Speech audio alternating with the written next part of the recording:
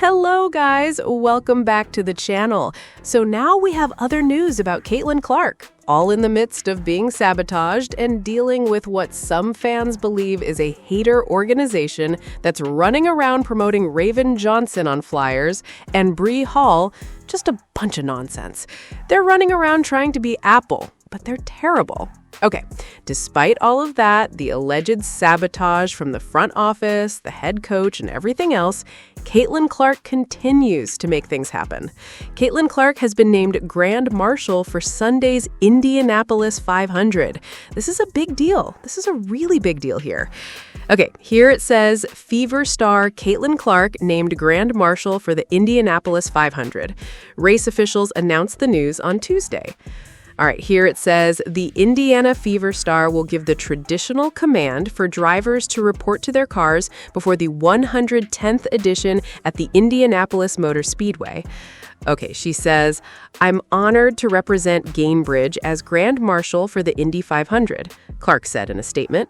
I'm looking forward to experiencing an iconic piece of what makes Indiana so special and being part of the time-honored tradition of the greatest spectacle in racing. It says Clark's basketball schedule had previously prevented the former University of Iowa star from participating in race week activities last May. The Fever played a home game the day before, a rare Indianapolis 500 race day doubleheader. They also play expansion team Portland Fire on Wednesday and Golden State Valkyries on Friday before getting a 6-day break. It says Clark was the first overall pick in the 2024 WNBA draft after setting the all-time NCAA record for career points. She was named Rookie of the Year and is a 2-time All-Star. Okay, here's another statement.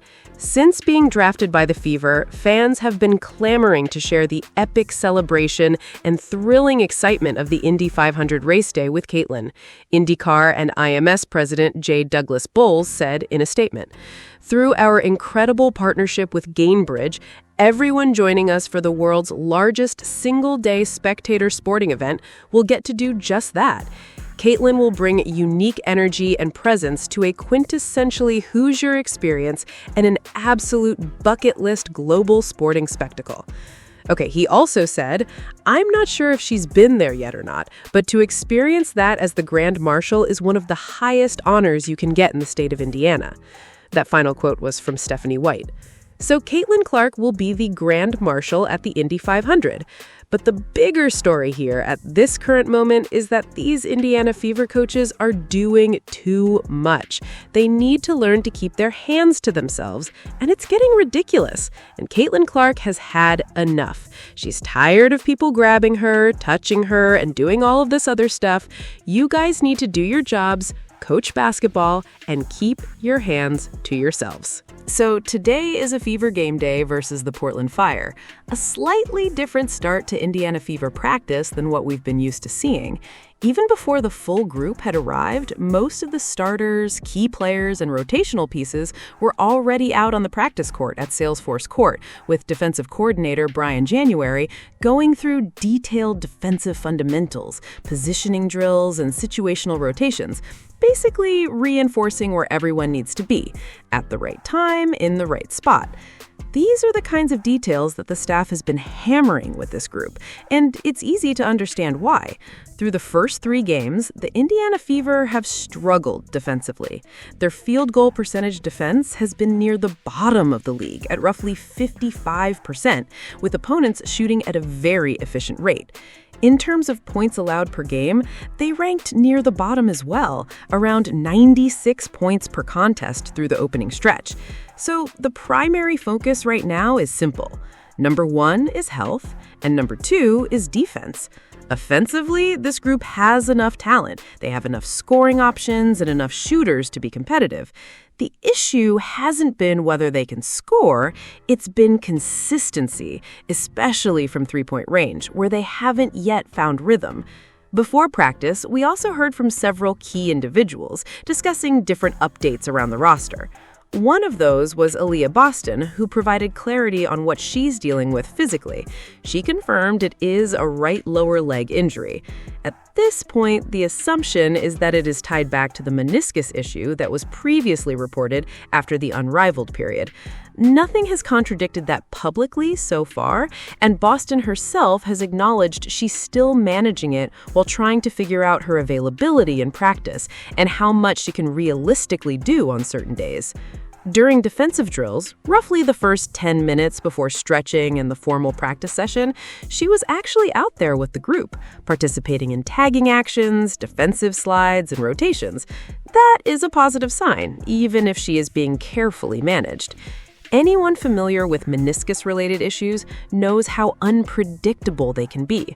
One day, a player can feel completely fine, moving without restriction, and the next day, the knee can lock up or stiffen, limiting mobility and explosiveness. So this is definitely something to monitor, but there is also some reassurance in the fact that she has returned to on-court activity. It also adds context to her earlier comment that it was her decision not to return in that Seattle Storm game. That helps clarify the situation a bit more from a workload and pain management perspective. I would strongly recommend going back and watching the full interview, where she also spoke about missing her first game since high school.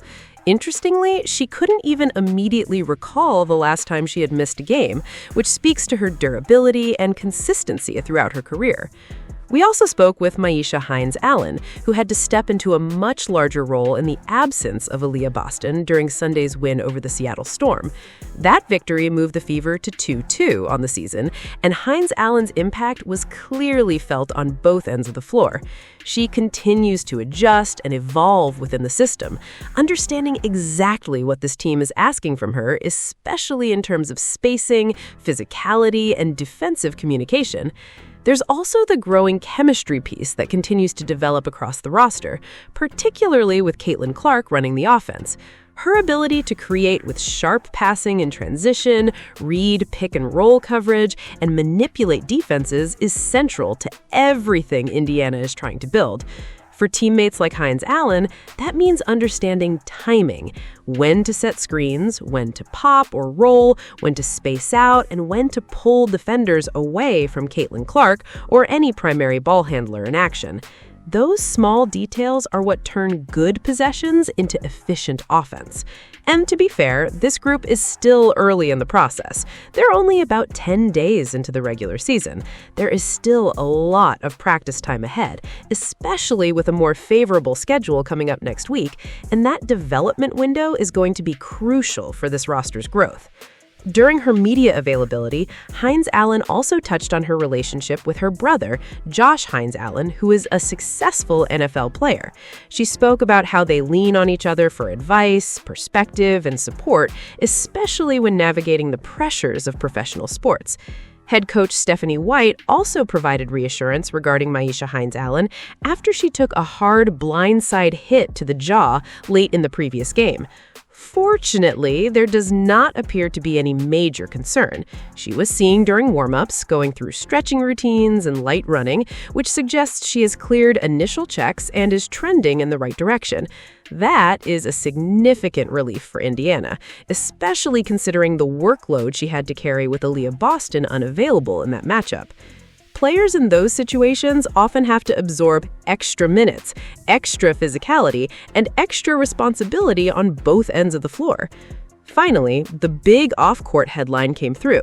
Caitlin Clark has officially been named Grand Marshal for the Indianapolis 500. That is a major honor, especially in the state of Indiana, where the Indy 500 is not just a race, but a cultural event. It's one of the biggest sporting spectacles in the world, and being selected as Grand Marshal carries a lot of prestige. Caitlin Clark's partnership with Gainbridge, the presenting sponsor of the 110th running of the Indianapolis 500, also plays a role in this connection. The timing works well for the Fever as well, with about 4 days between games, including scheduled time off on the weekend, giving players a chance to experience the event atmosphere. It's also worth remembering that during her rookie season, there was strong interest in her participation in the Indy 500 festivities, but scheduling made it difficult. The Fever had a game in Las Vegas the night before, and even with charter travel, the team didn't arrive until late overnight. That made involvement unrealistic. Now, in her third WNBA season, the timing finally aligns, and she will get that opportunity. Adding to the excitement, Andrew Nembhard and Pascal Siakam from the Pacers will also serve as grand marshals for the 500 Festival Parade the day before, creating a unique crossover moment between Indiana's professional basketball and motorsports communities. So in many ways, this becomes a full Indiana sports celebration. Pacers, racers, and Fever all represented during the Indy 500 weekend. That's where things stand heading into game day. Tell me what you think, and don't forget to like and subscribe.